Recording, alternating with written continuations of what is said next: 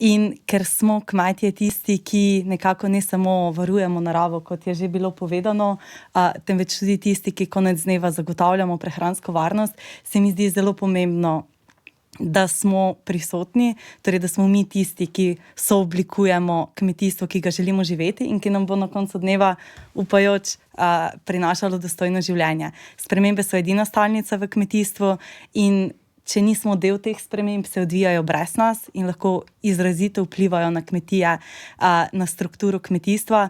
Zato je zelo pomembno, da smo aktivni in pa seveda ne samo aktivni, temveč tudi, da zelo konstruktivno in povezovalno nastopimo, ter smo mi tisti, ki spremembe naprej načrtujemo.